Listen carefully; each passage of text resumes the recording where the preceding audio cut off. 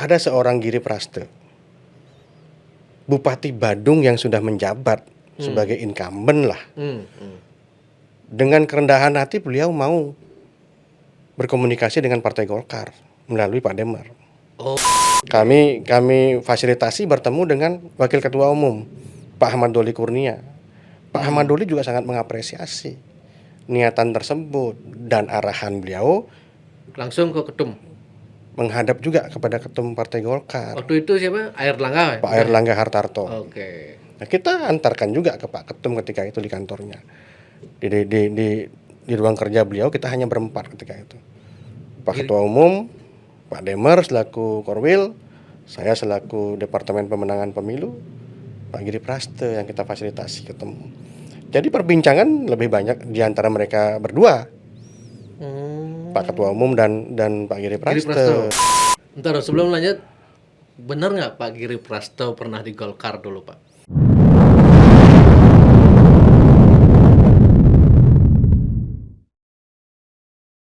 Om Swastiastu. Om Swastiastu. Selamat datang Bapak Yuda Suparsana. Wih, kita Selamat podcast. malam Pak RW. Ini malam-malam ini Pak. Ya, biasalah kalau semakin malam kan semakin adem Oke, gitu. lebih tenang lah. Ya, jadi membahas. bincang-bincangnya bisa lebih hangat gitu. Oke Pak Yuda, ini saya perkenalkan dulu bagi teman-teman yang mungkin belum kenal atau belum tahu, Pak Yuda Suparsana ini adalah Ketua Departemen Pemenangan Pemilu Wilayah Bali, NTB, NTT, mantan ya? Mantan. Oh, mantan Sudah dulu. purna tugas istilahnya. Oke, berarti mantan petinggi Golkar berarti niki. Tidak usah dikatakan petinggi lah. Tinggi, pangserem. Inseng serem nak saya berbalik. Ya, beliau juga sempat jadi sekretaris DPD Golkar Bali, Pak Nge. Iya, ketika masih di DPD Golkar Provinsi Bali, Hmm. posisi terakhir saya sebagai sekretaris DPD. Oke, Ya. wih, berarti peristiwa-peristiwa yang besar pasti Pak Yuda tahu lah gitu ya pasti ya. Ya, beberapa Nah, ini- bagian. Ini Golkar ini kenapa ini sekarang Pak Yuda? Kenapa bisa menghangat atau memanas ini? Dikatakan menghangat, boleh. Boleh. Dikatakan memanas juga. Ya, mungkin seperti itu ya. Namanya Mungkin dinamika itu, dinamika. partai kan. Jangankan di daerah, di pusat pun sama Ya. juga begitu kan dari dulu Golkar ya. Pecah kubu Agung Betul. Laksono, kubu Ical gitu. Semakin tinggi pohon kan gitu ya. Semakin kuat guncangannya karena angin kan gitu ya. Oke, Jadi Partai Golkar itu kan oke. partai besar. Siap. Jadi dinamika di dalamnya juga sangat tinggi gitu. Iya, ini saya ngundang Pak Yuda ini karena sebelumnya Pak Sugawa Kori sempat podcast di sini yang mana beliau adalah ketua DPD Golkar Bali mengatakan bahwa bisa dikatakan curhat lah bagaimana persoalan-persoalan internal yang terjadi di Golkar Bali. Atau mungkin Pak Yuda sudah nonton ya pasti nih Kang ya? Sudah nonton. Ya. Nah, saya mungkin coba satu-satu ya. Ya. Kita ikuti alurnya yang dibicarakan oleh Pak Sugawa Kori dulu. Boleh, Atau Pak Yuda ingin menanggapi secara umum dulu, mungkin gimana itu? Kalau, Ya, kalau mengenai menurut saya- konflik Golkar saat ini. Saya mungkin dari apa yang saya simak dulu ya terkait dengan Oke, podcast oke. dengan Pak Sugawa Kori kemarin ya. Mungkin saya agak tergelitik sedikit gitu. Kalau saya mendengar dari awal sampai akhir gitu kan. Karena bagaimanapun kan beliau itu seorang pemimpin.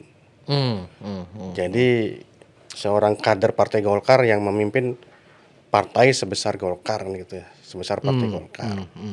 Jadi ketika seorang kader, apalagi dia senior, sudah didaulat menjadi ketua DPD Partai Golkar Provinsi Bali atau dalam tingkatan manapun, sudah ada beban di pundaknya. Sudah ada tugas dan tanggung jawab yang harus siap dia laksanakan. Apa itu? Ya bidikanya pasti kemenangan dalam setiap kontestasi atau perhelatan politik yang diikuti oleh Partai Golkar. Entah itu pemilu legislatif, pemilu kepala daerah, ataupun pemilu presiden. Jadi bidikannya adalah kemenangan, gitu loh. Jadi dalam benak seorang ketua, seorang pimpinan, dia harus punya jiwa besar. Ya seperti ginilah Dia mau prinsipnya. nggak mau apapun yang terjadi dinamikanya itu ketualah yang harus bertanggung jawab gitu. Betul, tanggung jawab seorang ketua itu sangat berat. Jadi saya punya sebuah prinsip gitu ya. Akuilah sebuah kemenangan dengan rendah hati, dan akuilah sebuah kekalahan dengan besar hati. Dia harus berani seperti itu. Siap. Jangan kemudian seperti yang saya tangkap dalam podcast kemarin, itu isinya seperti pembelaan diri, pembenaran terhadap situasi yang dialami oleh Partai Golkar saat ini. Yang boleh kita katakan ya cukup sedang mengalami masa yang sedikit krisis lah. Gitu kan. Nah, kita lihat saja hasil pemilu kemarin.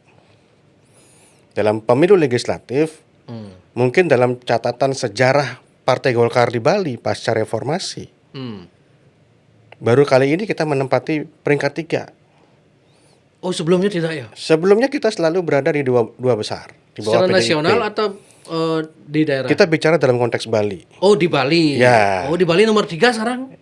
Nomor 3 di bawah partai PDIP dan Gerindra. Jadi kita disalip Gerindra ini.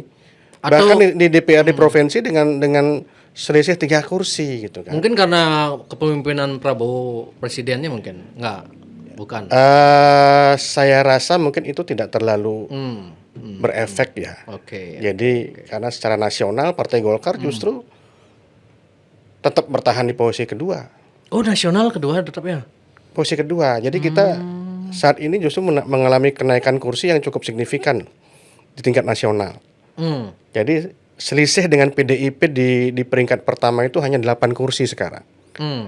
PDIP 110 kursi, Golkar 102. Yang tadinya gapnya cukup jauh. PDIP sebelumnya 128. Golkar kalau nggak salah itu 85 kursi sebelumnya.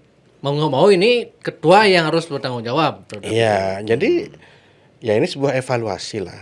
Sebuah evaluasi terhadap pola kepemimpinan beliau mungkin sebagai ketua DPD Partai Golkar Provinsi Bali. Tapi kan Pak Sugowo Kori bilang, oh ini ada yang tidak sepemaham, pokoknya seperti berseberangan dengan saya ini. Nah, mungkin kita ulas satu-satu ya alurnya. Mungkin Pak Sugowo saya Kori bisa ya. tangkap persoalannya. Jadi yang seperti beliau jelaskan kemarin kan Masalah ada pertama, hal yang tidak dikomunikasikan dengan beliau kan seperti itu. Terkait dengan proses pencalegan.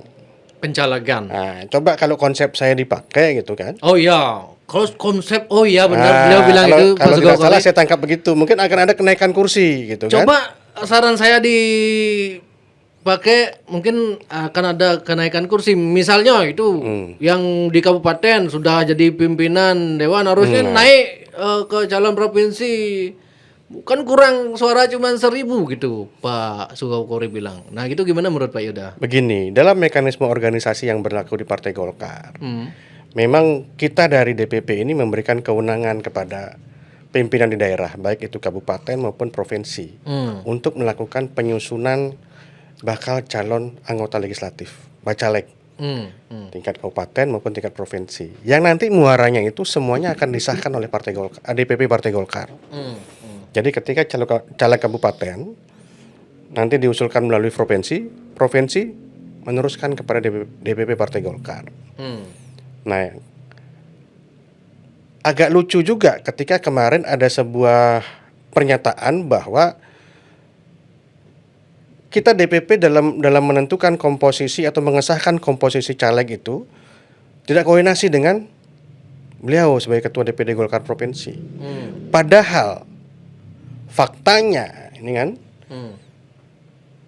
kami di DPP ini sebagai bidang pemenangan pemilu wilayah Bali NTB NTT, wakil ketua umum kami Pak Ahmad Doli Kurnia yang membidangi pemenangan pemilu itu selalu memberikan arahan kepada kami agar para korwil ini kan panggilan untuk ketua bidang pemenangan pemilu wilayah, agar para korwil ini secara intens turun ke daerah dalam rangka melakukan supervisi terhadap proses penyusunan fungsionaris bakal calon yang dilakukan oleh provinsi maupun kabupaten kota.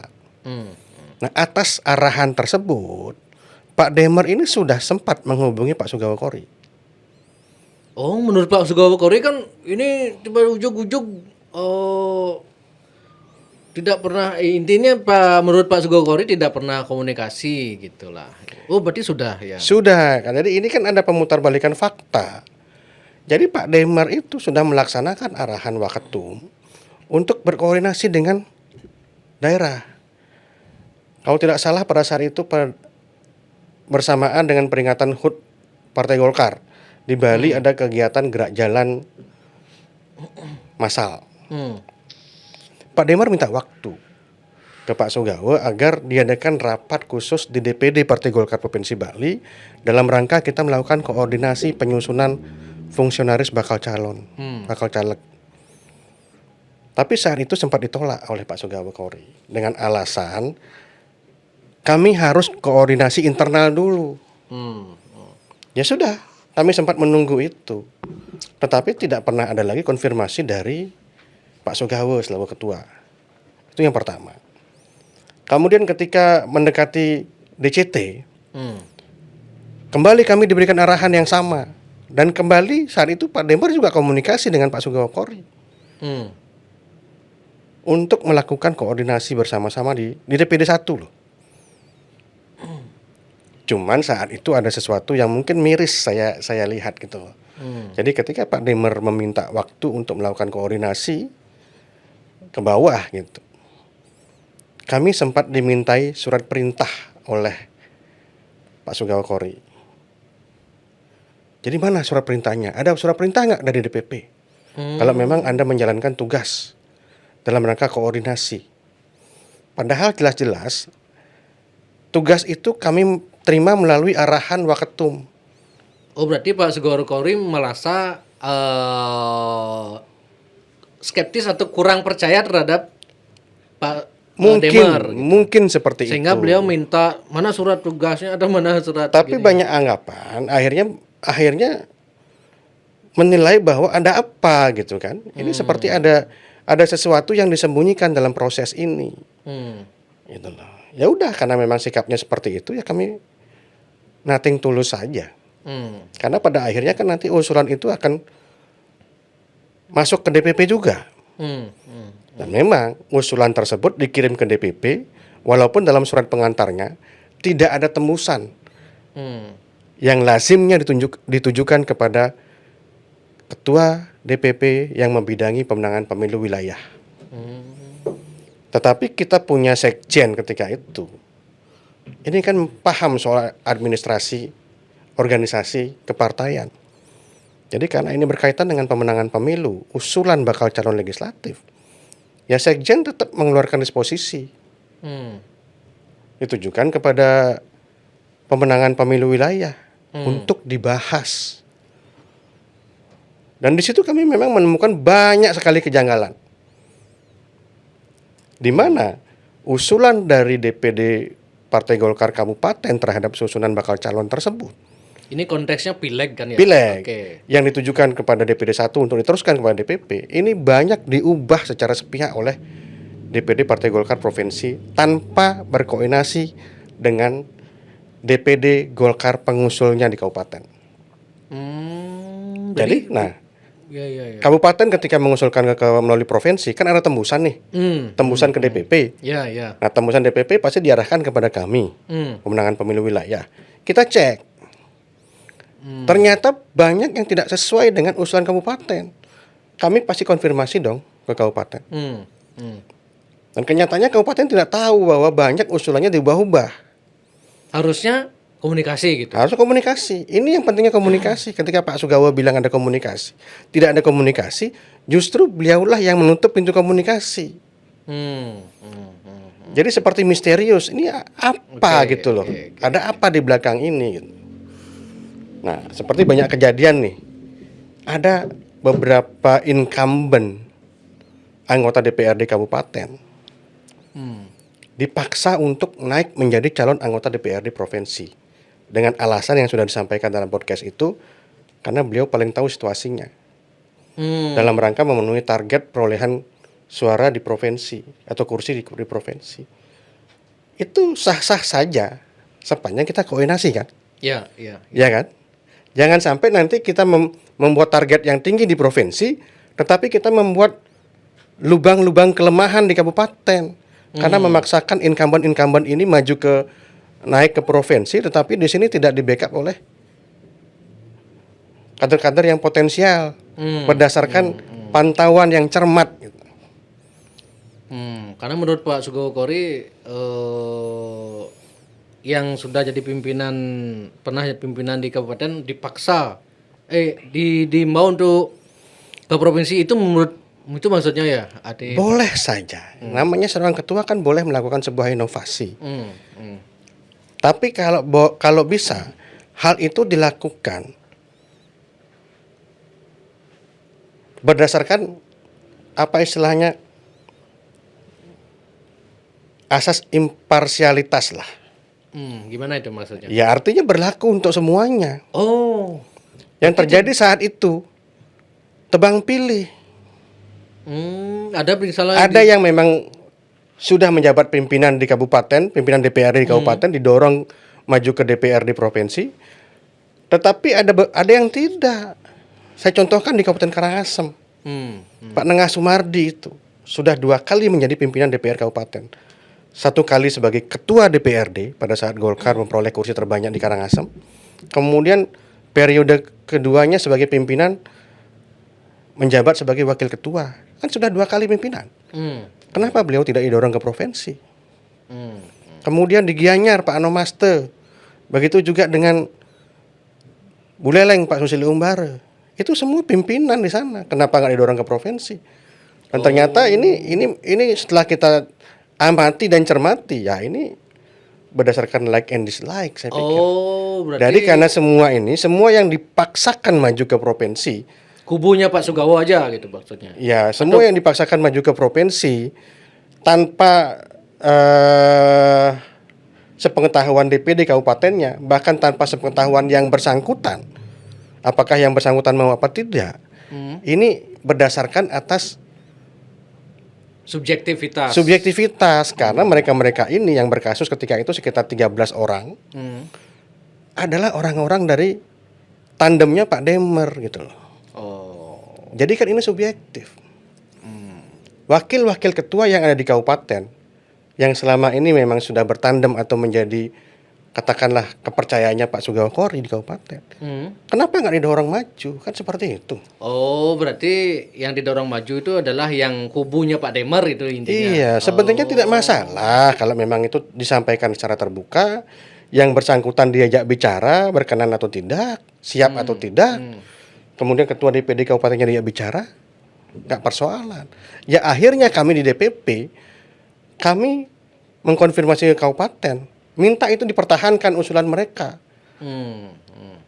Ya udah, yang kami setujui, yang kami sahkan ketika itu ya diusulkan oleh kabupaten kota. Oke.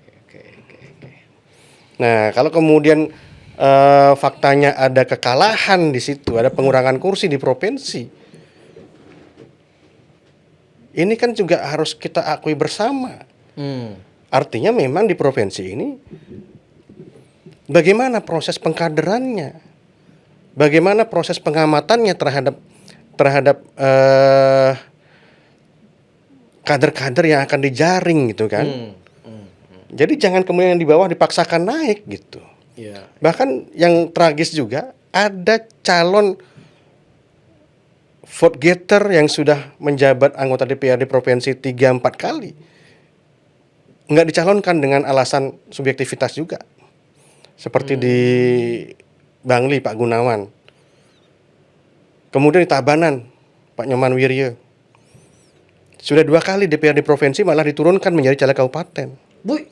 Dari caleg provinsi turun ke kabupaten gitu? Dari anggota DPRD, incumbent DPRD provinsi diturunkan menjadi caleg kabupaten. Dan yang bersangkutan nggak berkenan loh. Itu mungkin itu yang diturunkan itu namanya Pak Demer. tandemnya Pak Demar semua. Jadi kan kelihatan nih. Minyak air nih kayaknya. Nah, jadi Tapi ini beliau membantah kan konsep- minyak air kan. Saya bersama juga. Hati saya tetap sama Pak Demar gitu. kalau konsep itu didasarkan adalah sebuah objektivitas, oke. Hmm. Tapi ini kan jelas-jelas subjektif namanya gitu. Oke. Kita urut satu-satu yang sesuai urutan kronologi dari Pak Sugawo Kori ya. Persoalan itu kan waktu saya tanya beliau bilang mengawali dari persoalan Pak Cok Budi Suryawan waktu Musda 2029 kalau nggak salah ya. Terkait perbedaan sikap Antara oke. Demar dengan Sugawo Kori waktu itu Pak Demar katanya menurut Sugawo Kori mau minta Musda dipercepat gitu. Sementara Mesti dipercepat untuk Pak Cok Budi Suryawan Budi Suryawan sementara 2009 bukan 2002. 2009 dah itu. Ya. Sementara Pak Sugawo Kori tidak sepakat dengan itu. Nah, itu gimana menurut Pak Yuda? Ya.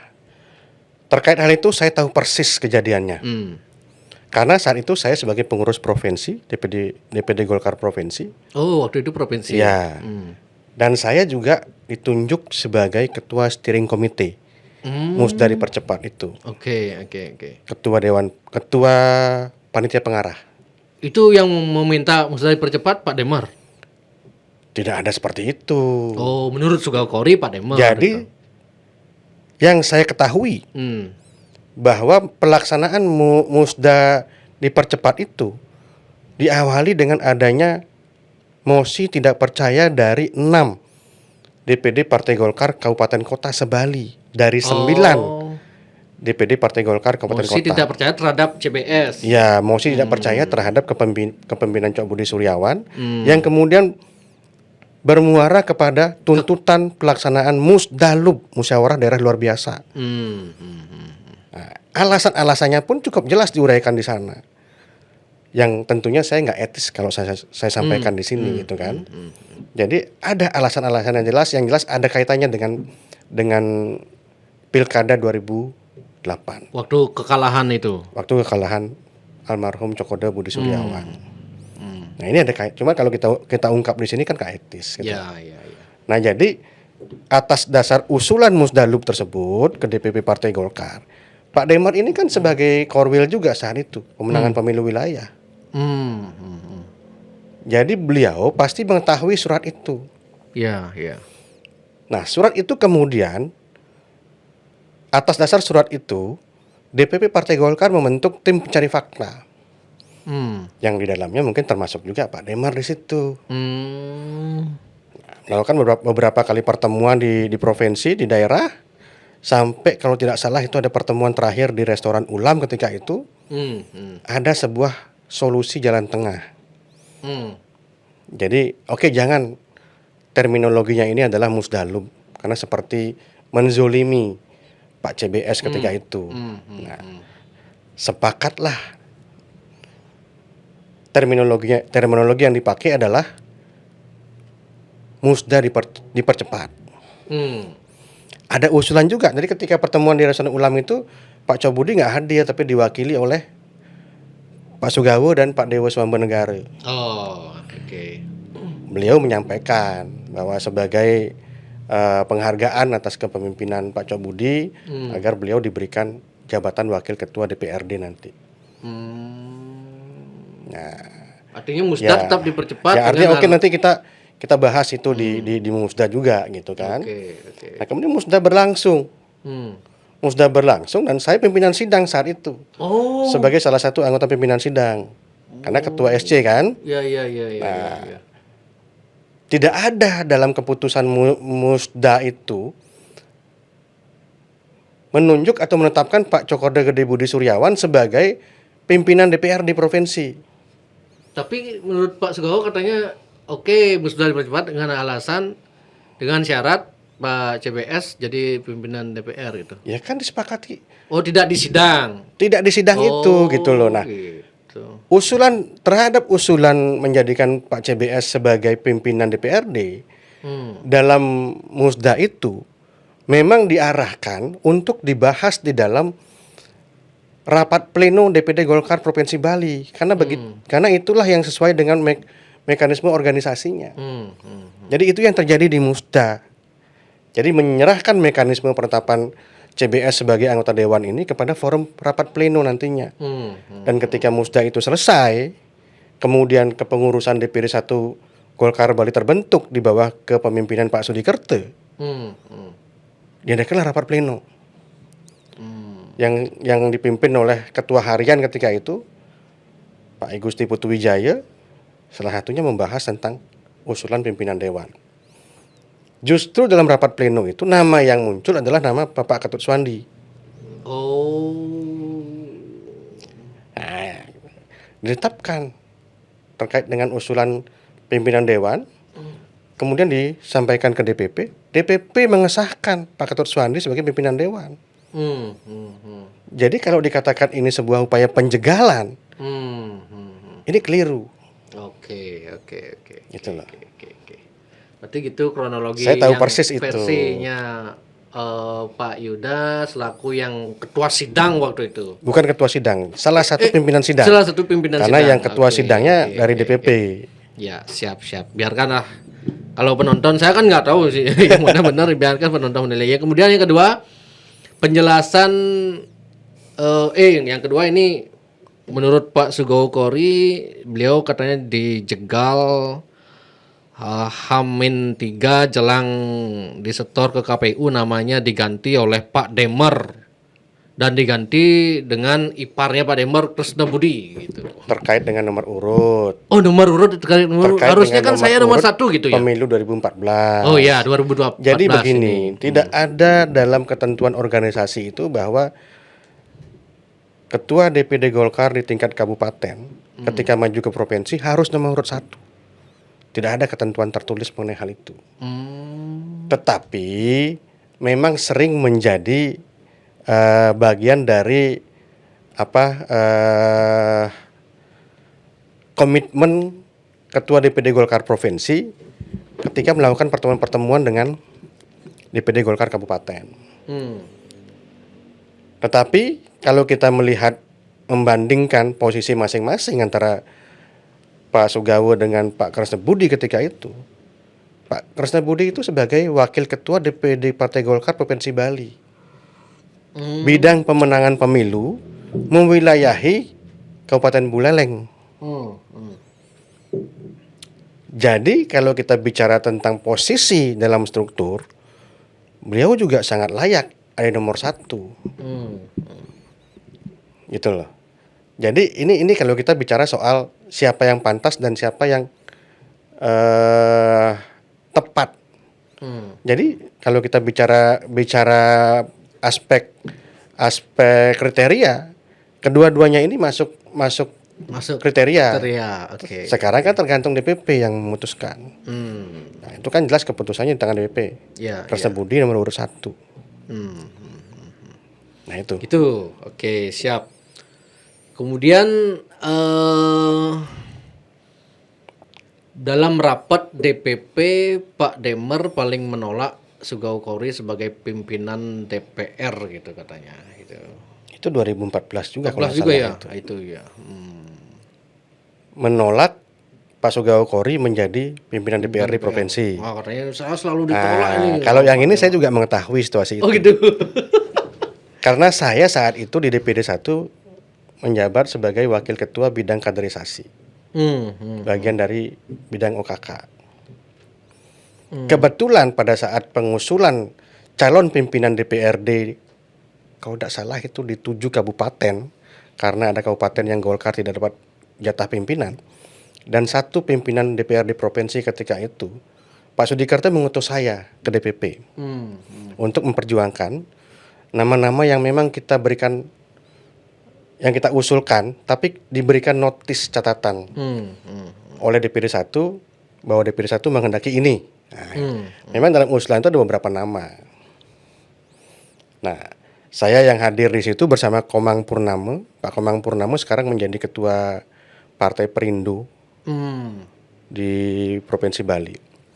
Kemudian di situ ada hadir juga Pak Demer sebagai pemenangan pemilu wilayah. Ketika itu ada 2 kabupaten yang antara saya yang mewakili DPD 1 dengan Pak Demer yang berbeda. Tabanan dan Karangasem. Oke. Jadi kita sempat bersilang pendapat panjang sampai akhirnya deadlock. Tapi untuk provinsi tidak ada perbedaan dengan usulan dari DPD 1 Golkar Provinsi. Karena yang diusulkan saat itu memang ada nama Pak Ketut Suwandi dan nama Pak Sugawa Kori. Nah, kalau di situ tidak ada perbedaan pandangan antara kami yang mewakili DPD 1 dengan Pak Demer selaku DPP, di mananya Pak Demer menjegal. Siap. Karena di situ usulannya ya memang Pak Sugawa Kori dengan Pak Ketut Suwandi, tetapi ada catatan. DPD 1 merekomendasikan Pak Ketut Suwandi. Nah, kemudian keluar nama Pak Sugawa Kori yang menjadi pimpinan dewan. Nah, itu saya nggak tahu. Itu mungkin bagaimana cara Pak Sugawa Kori melakukan lobby-lobby politiknya, kan gitu ya. Iya. Tetapi kalau itu dianggap Pak Demer menjegal, rasanya itu tidak ada, karena saya saksinya ketika itu. Oke. Saya hadir di situ dalam pembahasan di DPP. Tidak ada kita bersilang pendapat soal usulan DPD 1 ini. Tidak ada membahas Pak Sugawa Kori gitu. Siap. Nah, kemudian ini yang menarik ini Pak, bagi saya ini. Ketiga, soal Pilkada Badung 2020. Waktu itu zaman kepemimpinan Giri Prasto dengan Giri Prasto dan Suwiyase mau menuju 2 periodenya. Banyak waktu itu kader Golkar yang mundur atau protes lah, akhirnya mundur. Nah, katanya menurut Pak Sugawa Kori, Pak Demer yang mendorong atau mendukung atau merekomendasikan mendukung Giri Prasto, sehingga yang terjadi waktu itu adalah kotak kosong. Gitu. Nah, itu perbedaan. Sementara Pak Sugawa Kori berbeda, ingin mengeluarkan calon. Gitu. Ya. Gimana kondisinya waktu itu, Pak? Ya, begini. Jadi ini kembali ke soal komunikasi. Komunikasi dalam rangka koordinasi. Jadi ketika itu memang persoalan Badung ini, jadi dorongan adanya calon yang dicalonkan oleh Partai Golkar itu memang dibuat oleh Pak Sugawa Kori dengan beberapa tokoh-tokoh Badung ketika itu. Siapa namanya? Murtoh namanya. Jadi, Siap maju itu. Jadi atas perundingan di antara para tokoh itu muncullah nama Diatmike Muntre.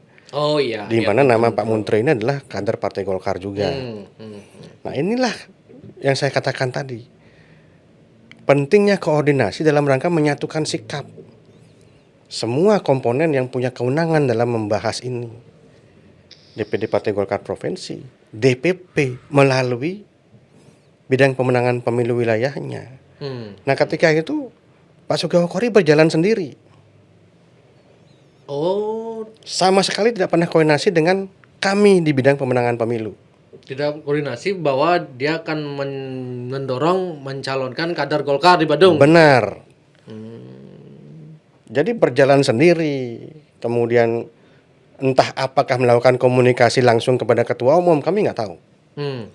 Sedangkan di sisi lain ada seorang Giri Prasto, Bupati Badung yang sudah menjabat sebagai incumbent lah. Dengan kerendahan hati beliau mau berkomunikasi dengan Partai Golkar melalui Pak Demer. Oh, justru Giri Prasto yang komunikasi dengan Demer. Beliau proaktif berkomunikasi dengan kita. Jadi dengan harapan beliau ingin kotak kosong gitu mungkin kan. Bahasanya bukan ingin mewujudkan kotak kosong. Oh, bukan gitu. Tetapi bahasanya adalah beliau ingin Partai Golkar memberikan dukungan kepada pasangan Giri Prasto dan Suwiyase. Jadi ini kan sebuah etikat baik yang patut kita apresiasi. Penghargaan juga bagi kita. Karena ada pengakuan terhadap Partai Golkar ketika itu. Walaupun mungkin tanpa Partai Golkar pun Giri Prasto pun bisa. Giri Prasto ini peluang menangnya sangat besar. Karena surveinya tinggi. Juga sangat tinggi. Itu loh. Nah, beliau kita arahkan untuk komunikasi dengan DPP. Oh. Nah, beliau kemudian minta DPP di pusat difasilitasi. dengan ketum Ya, Golkar. kami fasilitasi bertemu dengan Wakil Ketua Umum Pak Ahmad Doli Kurnia. Pak Ahmad Doli juga sangat mengapresiasi niatan tersebut dan arahan beliau Langsung ke ketum. menghadap juga kepada ketum Partai Golkar, Waktu itu siapa? Airlangga. Pak Airlangga Hartarto. Oke. Nah, kita antarkan juga ke Pak Ketum ketika itu di kantornya. Di ruang kerja beliau kita hanya berempat ketika itu. Pak Ketua Umum, Pak Demer selaku Korwil, saya selaku Departemen Pemenangan Pemilu, Pak Giri Praste yang kita fasilitasi ketemu. Jadi perbincangan lebih banyak di antara mereka berdua, Pak Ketua Umum dan Pak Giri Praste. Prasto. Apa yang kira-kira dibincangkan? Ya, Deal-dealan kah atau apa, Pak? ya normatif saja. Bahasa beliau normatif keduanya, baik Ketua Umum maupun Pak Giri Praste, normatif tentang peluang berkoalisi di Badung. Dan kemudian apa yang kita bisa kerjasamakan ke depan. Itu kan? Nah, selesai pertemuan itu selesai sudah. Ntar sebelum lanjut, benar nggak Pak Giri Prasto pernah di Golkar dulu, Pak? Kalau itu saya nggak bisa menjelaskan. Oh gitu. Karena memang saya tidak tahu persis persoalan itu. Oh gitu. Tetapi kalau Banyak rumor saya dengar. omongan di luar yang mengatakan bahwa Pak Giri adalah kader Golkar dulunya, ada. Sering. Tapi kita kalau dengar. saya sendiri tidak mengetahui persis hal itu. Dan saya pun sering mendengar tapi tidak pernah melihat atau Ya. saya cari beritanya pun tidak ada gitu kan. Iya. Penasaran juga nih gitu. Kalau itu mungkin saya nggak bisa mengomentari lah. Oh gitu. Oke. Nah, kembali ke soal Oke. Badung itu. Jadi selesai pertemuan itu, besoknya saya dan Pak Demer sudah kembali ke Bali. Nah, informasi dari Kesepakatannya apa waktu itu Giri Prasto dengan tidak ada kesepakatan apa-apa. Oh. Pak Ketum hanya bilang menerima dan menghargai niat Pak Giri Praste untuk menggandeng Partai Golkar dan nanti kita akan pertimbangkan. Oke. Dan kebetulan memang menurut informasi dari Waketum Ahmad Doli ketika itu, besoknya setelah pertemuan itu memang ada rencana pertemuan antara Ketua Umum dengan Ibu Megawati. Pertemuan antara Airlangga dengan Megawati. Kalau tidak salah agendanya adalah membicarakan rencana koalisi di beberapa pilkada di di provinsi Jawa Timur. Termasuk Badung berarti. Nah, saya nggak tahu apakah kemudian persoalan Badung yang Ingin koalisi. sehari sebelumnya Pak Bupatinya ketemu dengan beliau, apakah ikut dibahas dengan Ibu Megawati, saya nggak tahu. Tapi yang jelas setelah itu keluarlah rekomendasi kepada pasangan Giri Praste dan Ketut Suwiase. Oh, akhirnya setelah pertemuan yang katanya ada pertemuan Mega dengan Airlangga itu akhirnya keluarlah rekomendasi Setelah dukungan. itu, saya nggak tahu apakah memang dibahas, itu kita nggak tahu. Oke. Itu loh. Anak emas pastilah dibahas. Karena rumornya Giri Prasto adalah anak emasnya Megawati. Nah, persoalan kemudian menurut Pak Sugawo kita tidak mendapatkan apa-apa di situ. Oh ya, beliau bilang sudah rekomendasi tapi nyatanya kita tidak diperhitungkan gitu. Ya kita kan setelah proses koalisi terjadi, setelah pilkada selesai dan terpilih untuk kedua kalinya pasangan Giriase ini, kita menyerahkan kepada kabupaten selanjutnya. Nah, apakah terjadi kebuntuan komunikasi di situ kita nggak tahu, yang mungkin mengakibatkan adanya hal-hal yang kemudian tidak terjadi sesuai dengan harapan. Padahal Pak Giri Praste sendiri pernah menyampaikan kok di hadapan anggota fraksi Partai Golkar, bahkan juga saat itu ada anggota fraksi PDIP, bahwa saya memiliki janji kepada Ketua Umum Partai Golkar untuk membantu menaikkan kursi Partai Golkar di Kabupaten Badung. Nah, artinya kalau memang tidak terjadi kerjasama yang kita harapkan dalam perjalanannya, saya nggak tahu apakah ini karena ada kebuntuan komunikasi di tingkat pimpinan di kabupaten. Jadi seperti itu. Ya, siap. Kemudian persoalan selanjutnya, perbedaan yang disampaikan Pak Sugowo Kori dengan Pak Demer itu masalah pilkada 2024. Demer selalu ingin mendorong Golkar agar mendukung PDIP, bahkan ingin agar semua daerah itu di Bali itu dukung PDIP, ya, bila perlu kotak kosong gitu.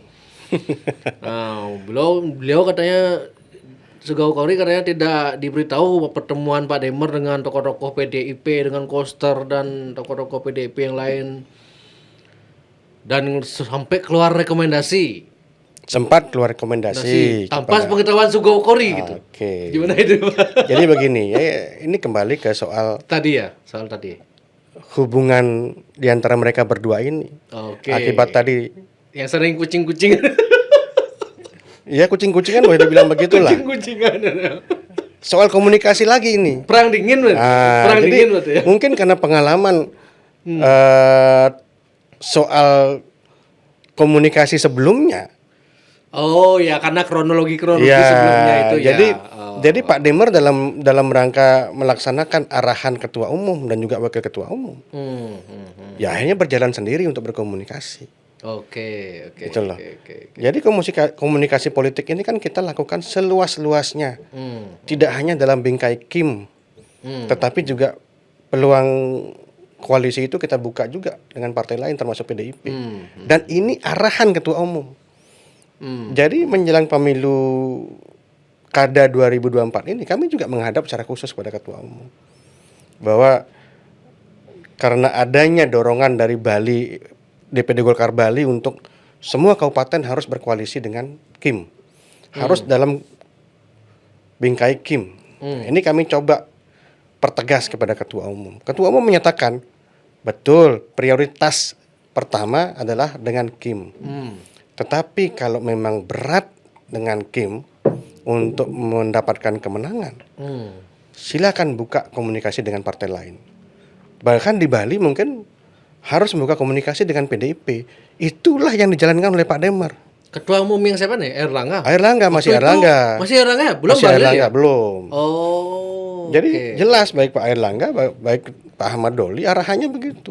Oh ya, kalau di Bali komunikasi dengan PDIP. Oke. Di satu sisi kan Pak Sugao Kori sudah menutup pintu untuk PDIP. Kayak gitu. Di satu sisi Pak Demer lah yang melakukan itu.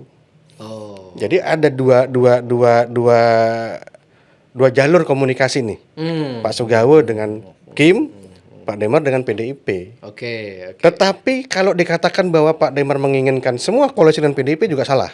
Oh, salah juga. Oh. Karena Pak Demer sudah menyiapkan dan mendorong 3 kadernya di daerah Badung, termasuk Buleleng, Pak Sugao Kori dan Jembrana untuk maju.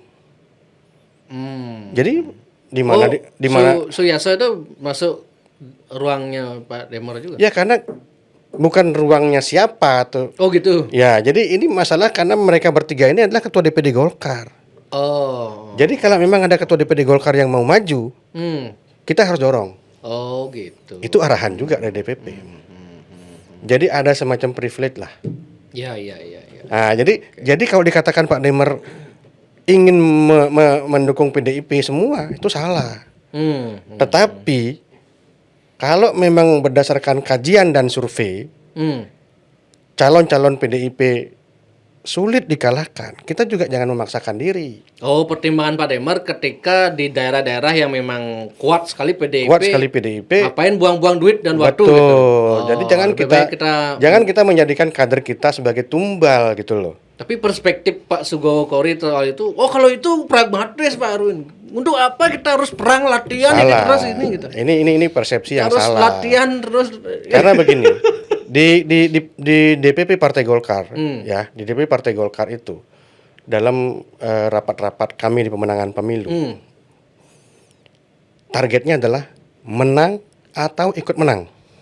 Oke. Menang atau ikut menang. Menang atau ikut menang. Berarti modelnya ada 3 nih. Kalau tidak menang berarti setidaknya kita ikut merayakan kemenangan dan terlibat di dalam kemenangan. Seperti itulah.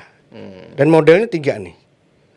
Model pertama, targetnya mendorong kader di posisi calon kepala daerah atau calon wakil kepala daerah. Itu yang pertama. Ketika hal itu sulit dipenuhi, kita masuk model kedua.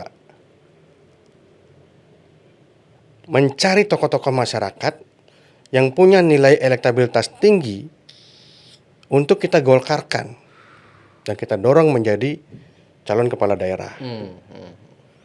Kalau juga hal itu tidak bisa dilakukan, ya kita masuk kepada alternatif ketiga, model ketiga, Berkoalisi gitu. yaitu kita mendukung kader partai lain dan Jadi- berkoalisi dengan partai yang memang punya potensi kemenangan tinggi. Berarti kalau dinilai berarti konsep seperti itu konsep yang tidak siap kalah dong berarti Pak. Gimana itu? Bukan tidak siap kalah, Di mau dalam nggak mau di dalam kontestasi politik di masa kini, semua ingin menang kan gitu maksudnya. kita tidak lagi bisa berdiri dalam idealisme seperti itu. Oke. Karena begini, hegemoni kemenangan sebuah partai dalam kontestasi politik itu dihitung dari jumlah kemenangan yang diperolehnya tanpa melihat yang direkomendasi itu kader atau bukan kader. Oh, iya. Contoh nih Gerindra sekarang ini. Ya kan? Gerindra saat ini ditasbihkan sebagai pemenang pilkada terbanyak 2024. Padahal tidak semuanya Kader. yang diusung itu adalah kader. Oke. Benar. Tetapi ada juga Partai Golkar bergabung dengan partai lain atau mendukung kader partai lain. Oke, artinya Tetapi ketika mereka menang juga dihitung menjadi kemenangan atau persentase kemenangan Partai Gerindra. Begitu juga dengan PDIP dan Golkar. Ya. Jadi kalau kita bicara sekarang persoalan menang kalah itu urusan belakang. Ah ini sudah kita tinggalkan ini. Itu Karena ini ketika partai ini bisa menguasai persentase kemenangan pilkada, ini akan menjadi hegemoni tersendiri bagi partai tersebut. Oke, artinya Nah, ketika kita, waduh Golkar kok cuman persentase kemenangannya kecil. Nah, ini kan juga menjatuhkan betul. marwah Partai Golkar. Jadi bukan mengangkat marwah Partai Golkar jadinya. Iya. Itu loh. Iya. Artinya dinamika politik saat inilah yang membuat Golkar akhirnya memutuskan bersikap seperti itu gitu. Iya. Oke. Jadi bukan karena kepentingan kami di pimpinan apa namanya? Pemenangan pemilu wilayah. Termasuk Tetapi juga- memang target umum dari DPP Partai Golkar. Di semua daerah terjadi begitu kok. Tidak semua kita dalam bingkai Kim kok. Artinya lebih ke survive gimana Golkar biar bisa tetap survive lah. setidaknya Betul. Kalau kalah kan tiarap gitu. Parah kita. Sementara Golkar bukan partai yang terbiasa dalam oposisi ya. Iya. Itu ya mungkin ya. Kemarin itu kita lihat memang Golkar kan melakukan kajian ini berdasarkan 2 kali survei. Kita kerjasama dengan beberapa lembaga survei dan kebetulan saat itu memang saya yang menangani secara teknis proses survei untuk di Bali, NTB, NTT. Waktu pilkada kemarin. Itu pilkada kemarin. Jadi untuk Bali ada 2 lembaga survei yang kita turunkan. Survei pertama itu menggunakan Polmark, lembaga survei di bawah pimpinan EF Syaifullah Fatah. Wih, EF. Ya. Kemudian lembaga survei yang kedua dalam rangka penajaman kita gunakan Carta Politika Yunarto Wijaya. Oh. Nah, kemudian Pak Demer waktu jadi PLT Ketua DPD Golkar dulu waktu konflik waktu Pak Sudikerto kena kasus ya waktu itu konteksnya Ya. waktu PLT itu ya katanya ditolak oleh DPD di kabupaten kota di Bali, kemudian Pak Sugawo Kori lah yang melindungi atau menyelamatkan Pak Demer waktu itu gitu. Gimana? Kesannya heroik sekali ya. Beliau di demo, saya yang menyelamatkan. Saya Pak juga Demer. ada dalam proses itu. Oh itu Ya. Pak Yuda juga ikut waktu itu. Jadi saya justru pada posisi yang saat itu berseberangan dengan Pak Demar dan Pak Sugawo Kori. Jadi terhadap pemberhentian 5 ketua DPD kabupaten ini, sayalah kemudian yang membantu mereka untuk berkomunikasi dengan DPP Partai Golkar, bahkan mengajukan gugatan ke Mahkamah Partai Golkar. Ntar dulu, Sesuai dengan sebentar mekanisme dulu. organisasi. Ini waktu Pak Demer jadi PLT katanya tidak disetujui oleh DPD Kabupaten Kota, akhirnya Pak Demer memecat itu gitu Ya, kronologinya. artinya sempat ada penolakan Penolakan dari 5 DPD Partai Golkar kabupaten ini penyebabnya apa? terhadap posisi Pak Demar sebagai PLT. Kenapa ditolak Ya Pak? pada saat itu mungkin rasa empati kepada Pak Sudikerto. Sudikerto. Nah, Nah memang karena saya juga ada ketika itu kan, jadi sampai kemudian ada perlawanan sehingga dikeluarkanlah pemberhentian PLT.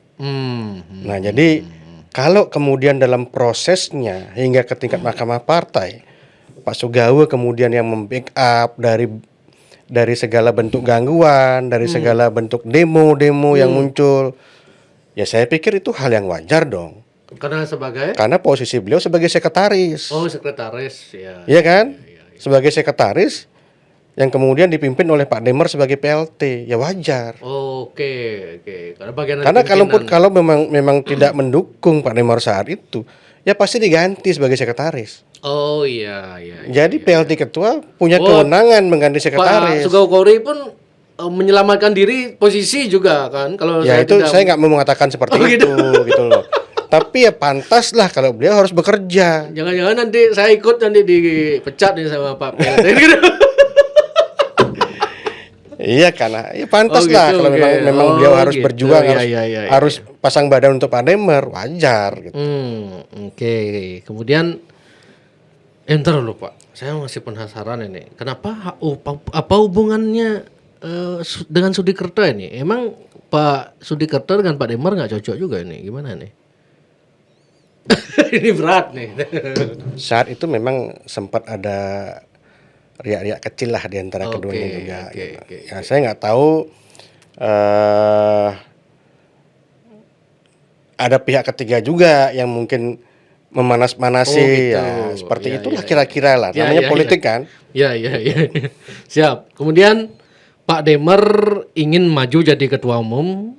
Ketua DPD Golkar. Bukan ketua umum, ketua DPD Golkar Bali, tapi oleh DPP tidak disetujui atau oleh ketua umum lah tidak disetujui sehingga H-1 malam Pak Sugawa diundang oleh Pak Demar ke rumahnya. Akhirnya kesepakatan terjadi, dimintalah Pak Sugawa Kori jadi ketua DPD waktu itu. Itu gimana? Narasinya salah. Saya katakan narasinya salah. Gimana tuh? Jadi begini, Pak Demar itu kan ketika itu dukungannya sudah bulat dari semua DPD Partai Golkar kabupaten kota, termasuk dari organisasi pendiri maupun organisasi yang didirikan dan juga saya Partai Golkar itu sudah bulat dukungannya. Oh, mendukung Pak Demar jadi ketua DPD. Tapi dalam mekanisme organisasi karena kedudukan beliau sebagai pengurus DPP saat itu, untuk maju menjadi pengurus DPD tentunya harus mendapat restu dari ketua umum. Oh, ya karena. Nah, beliau menyampaikan hal tersebut, kemudian meminta restu ketua umum dan ketua umum memberikan pilihan. Pak Demar mau menjadi pengurus provinsi atau tetap di DPP. Oh gitu. Kalau mau maju ke provinsi direstui. Direstui, bukan tidak direstui. Jangan menjabat. Tetapi ada harapan dari Pak Ketua Umum. Kalau boleh, saya harapkan sih Pak Demar ini tetap di DPP. Oh gitu. Karena saya masih membutuhkan Pak Demar untuk mengurusi pemenangan pemilu Bali NTB NTT. Sekaligus berkonsentrasi sebagai pimpinan komisi saat itu di Komisi 6. Ya. Nah, oke Pak Demar silahkan pikirkan. Kalaupun memang harus ke DPD 1 silahkan. Oh, itulah yang membuat Pak Demar menelpon Sugawa Kori. Gitu. Jadi ketika mempertimbangkan hal tersebut, itu kan, ada bahasa bahkan dari Ketua Umum. Kalau Pak Demar memang ke provinsi, nanti silahkan tentukan siapa yang menggantikan Pak Demar di DPP. Kalau Pak Demar tetap di DPP, silakan Pak Demar cari orang siapa yang Anda percaya sebagai ketua di DPD provinsi. Gitu. Itu bahasanya. Nah, setelah berpikir cukup dalam malam itu, sampai akhirnya Pak Demar memutuskan berkomunikasi dengan Pak Sugawa Kori. Malam itu ditelepon. Meskipun ada kronologi sebelumnya itu bisa aja datang ke rumah gitu. Iya. Oh, itulah. Nah, kan masih satu barisan ketika itu. Oh, masih ya? Sebagai ketua dan sekretaris kan, PLT ketua dan sekretaris. Oh, iya. Masih di barisan yang sama. Iya. Dilihatlah, dihubungi Pak Sugawa Kori, ketemu di rumah Pak Demer, diminta Pak Sugawa untuk maju. Dengan syarat Dengan Pak membuat Demar tetap komitmen-komitmen yang seperti yang disampaikan oleh Pak Demar Sugawa tetap kan. DPR RI gitu ya. Ya, itulah yang seperti disampaikan Pak Sugawa kemarin gitu. Iya. Oke. Nah, sampai kemudian besoknya itu yang terjadi, paginya Pak Demer kumpulkan semua pengurus DPD 2. Menyampaikan termasuk pimpinan Ormas ketika itu. Dan saat itu didampingi saya dan Pak Deonide kalau nggak salah. Dia sampaikan, mengarahkan dukungan itu kepada Pak Sugawa Kori. Saat itu ada beberapa ketua DPD yang dengan tegas sempat menyatakan keberatannya. Di mana aja tuh? Kenapa tidak ke Pak Gerdeg, Pak? Gitu loh. DPD mana? Berarti di Karangasem? Nggak perlu saya sebutkan. Oke. Jadi kenapa nggak Pak Gerdeg, Pak? Karena Pak Gerdeg kan juga pengen maju saat itu. Oh gitu. Ya, karena ada calon lain juga Pak Gerdeg yang pengen maju gitu loh. Kenapa nggak Pak Gerdeg? Tapi Pak Demer berusaha meyakinkan mereka terhadap dorongannya ke Pak Sugawa Kori, sampai akhirnya mereka semua sepakat. Oh. Ya sudah terjadi itu aklamasi terhadap Pak Sugawa Kori. Iya, aklamasi kan. Jadi narasinya salah kalau dikatakan bahwa Pak Demer tidak direstui oleh Ketua Umum, tapi diberikan pilihan seperti itu. Nah, kita masuk ke musda persiapan atau jelang musda yang sekarang ini. Kan ada berita Pak Demer sudah gerilya katanya. Gerilya ke kabupaten kota, berarti beliau sangat ingin jadi ketua DPD Golkar nih, dan Pak Sugawa Kori pun menyatakan akan melawan gitu. Saya siap juga ini.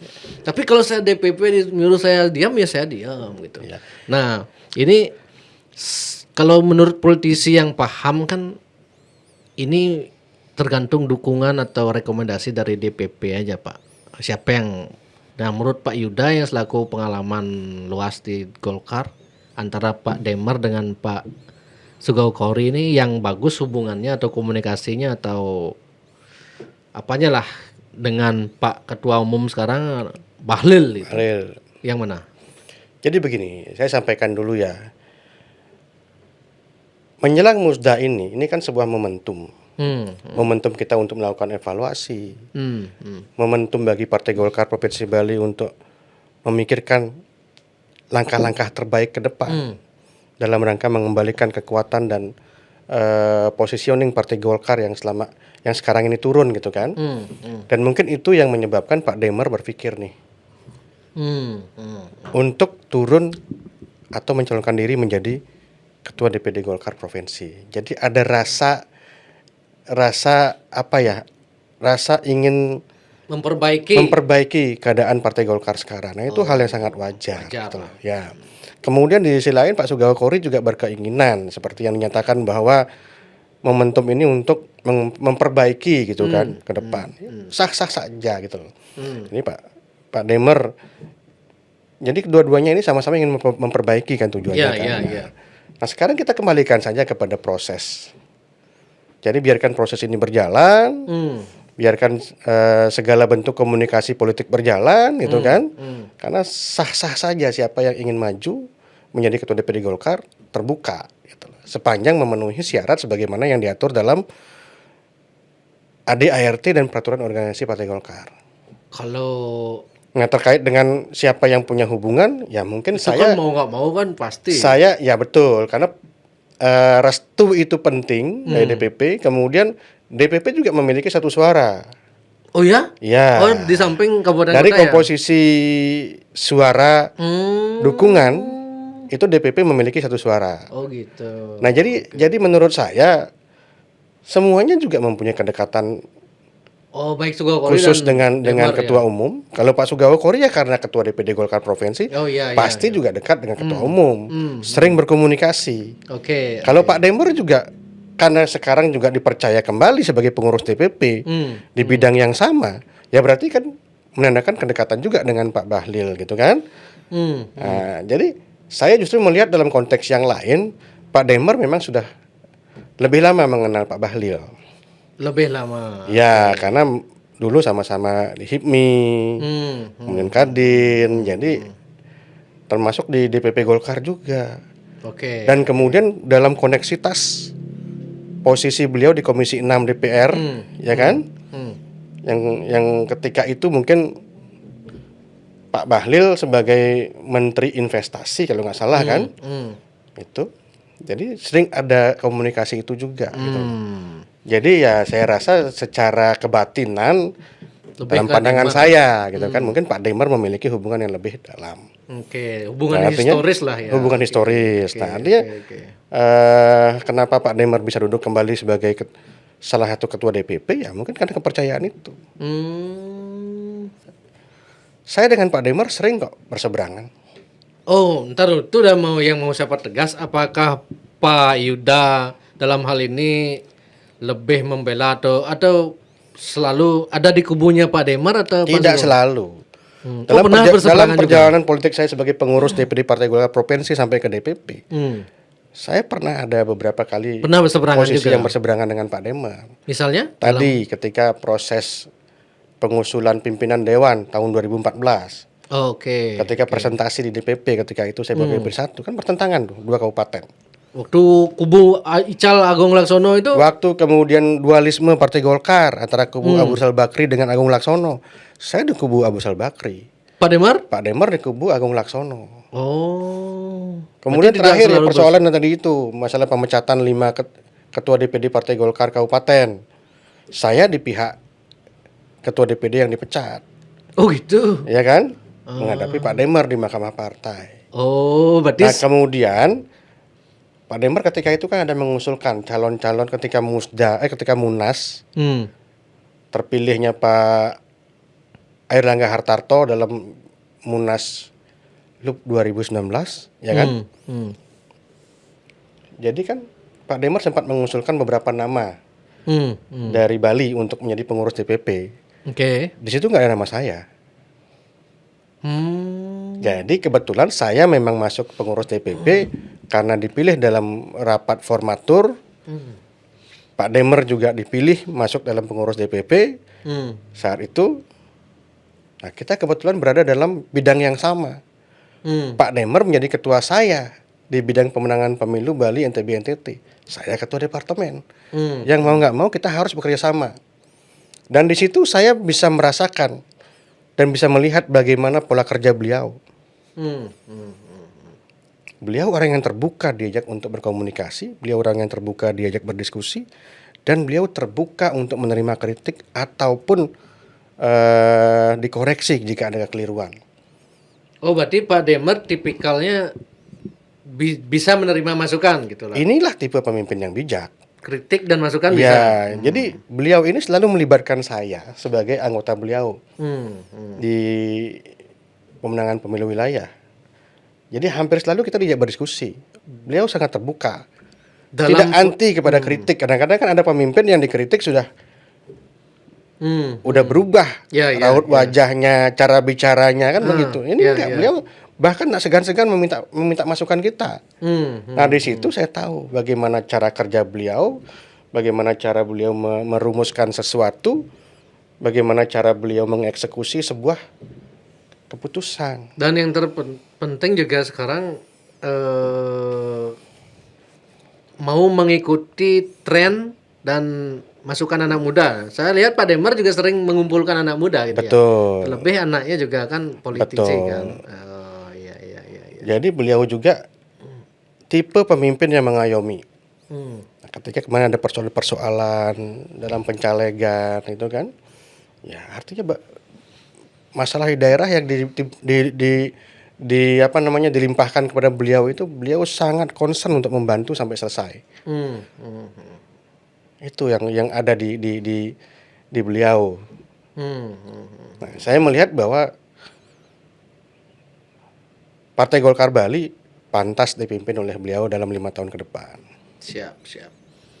Tapi jadi kita butuh tipikal pemimpin seperti itu. Demar tidak cocok dengan Gerdeg gitu kan.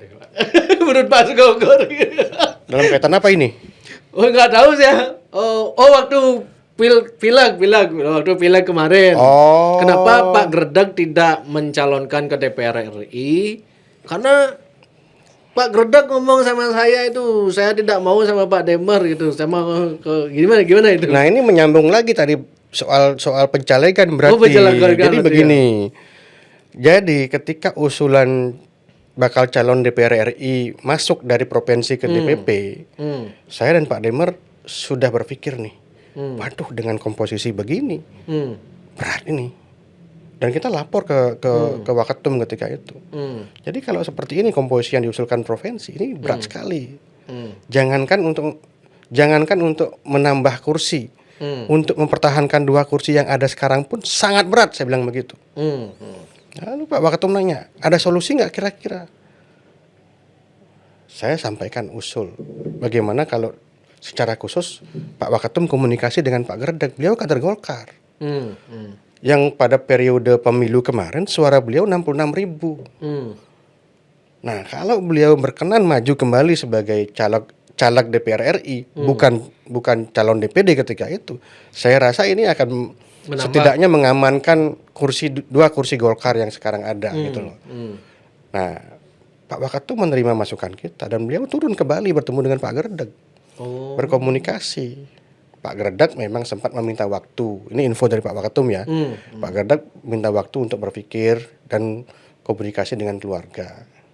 Tapi ya info A1,5 yang saya terima nih dari lingkaran keluarga Pak Gerdak sendiri, ya rupanya sudah ada komitmen nih. Komitmen antara Pak Gerdak dengan Pak Sugawa Kori. Tandem untuk gitu bertandem lah tanda kutip, walaupun sebenarnya dari sisi aturan nggak diperbolehkan caleg DPR RI dengan calon DPD ini bertandem gitu loh. Gitu. Tapi ya mereka punya strategi sendiri, mungkin saling dukungan. Akhirnya kedua tumbang. Ya, saya nggak mau menilai itulah ya. Nah, mungkin itu yang dimaksud kenapa tidak mau maju ke DPR karena tidak cocok dengan Pak Demar gitu. Harusnya tidak cocok itu gunakan kesempatan untuk bertarung di DPR RI dong. Oh iya. Menurut saya harusnya nih gitu ya. Karena Pak Gerdak ini punya peluang juga loh. Pengalaman beliau itu 66.000 suara. Terlalu pede kalau saya kalau maju DPR RI pasti lolos lah. Iya. Pastinya saya akan sama Demar gitu. Ketika potensi ini disatukan semua, Pak Demar, Pak Gusadi, kemudian Pak Sugawa Kori, Pak Gerdak, ini akan jadi kekuatan yang bisa menopang suara Partai Golkar ini gitu loh. Berarti Golkar ini butuh pemersatu berarti ini gitu. Kalau memang terus-terusan begini maka Golkar Pak akan Demar hancur. itu tidak memikirkan bahwa hadirnya Pak Gerdak akan mengancam dia, tidak. Tapi justru butuh orang yang bisa membackup nih posisi beliau sekarang agar tetap 2 kursi minimal. Kan dapat 3 kursi. Nah, kemarin kan Pak Sugawa Kori itu menurut saya nih agak overconfidence. Jadi seharusnya beliau ikut membantu mendorong agar Pak Gerdak ikut juga ke DPR RI. Menjadi caleg DPR RI gitu. Jangan didorong ke DPD gitu loh. Oke. Nah, jadi di sini yang mungkin agak sedikit berbeda pandangan kita gitu loh. Itu dan makanya saya heran kok sampai Pak Gerdak ke Mungkin DPD. Pak Sugawa Kori menganggap bahwa majunya beliau ke DPR RI itu jadi untuk mengcover perolehan suara yang pernah diraih 3 kader yang tidak maju lagi. Pak Sudikerte, Pak Mandi Wijaya, kemudian Pak Gerdak juga yang ketika diakumulasikan itu ada sekitar 150.000. Ya. Artinya itu linear dengan targetnya Pak Sugawa ini. Yang saya dengar menargetkan 150.000. Dan cocok juga dengan ucapan beliau kan, bahwa kalau saya tidak maju, nanti suara yang ini kasihan. Tidak ada yang mengcover. Artinya beliau seolah-olah nih mampu mengcover itu kan. Tapi kan perolehannya hanya cuma 82.000. Ya, siap. Padahal Pak Sugawa itu bukan newcomer biasa di caleg DPR RI. Bukan newcomer biasa. Beliau itu adalah seorang ketua DPD yang punya perangkat untuk mensupport posisinya sebagai caleg DPR RI, dan beliau juga wakil ketua DPRD provinsi yang secara posisi dan politiknya cukup strategis untuk beliau maju ke DPR RI gitu loh. Bansosnya besar loh beliau itu. Kan begitu. Nah, inilah miss-nya di sini gitu. Padahal kalau Pak Gerdak itu mau maju ke DPR RI sesuai dengan dorongan kita dari DPP, saya yakin 2 kursi masih bertahan. Bahkan bukan tidak mungkin Pak Gerdak ya ikut lolos di kursi kedua. Oke. Kalau saya melihat, apakah Golkar di Bali ini sengaja ada, kalau Pak Yuda melihat nggak ada upaya dari luar partai Golkar memang sengaja ingin memecah Golkar gitu? Ada memang pihak-pihak di luar partai nggak yang ingin sengaja memecah Golkar? Saya tidak secara spesifik mengatakan seperti itu, tetapi kemungkinan itu tetap ada. Karena biasanya gangguan itu kan datang dari Luar biasanya. eksternal, Ya. datang juga dari internal. Oh ya, benar. Di internal pun kadang-kadang ada pihak yang berusaha membenturkan ini. Nah, makanya saya bilang, saya sepakat dengan Pak Sugawo di bagian akhirnya. Mari kita semua ini hilangkan ego masing-masing. Jadi kita bisa melawan diri kita sendiri, ego diri kita sendiri. Kita bersatu. Nah, sepanjang ucapan itu diucapkan secara kalimat itu diucapkan secara tulus. Dan memang tulus juga mau bersatu bersama-sama memikirkan kebesaran Golkar ke depan. Semua pasti bisa kita capai. Siap. Intinya begitu.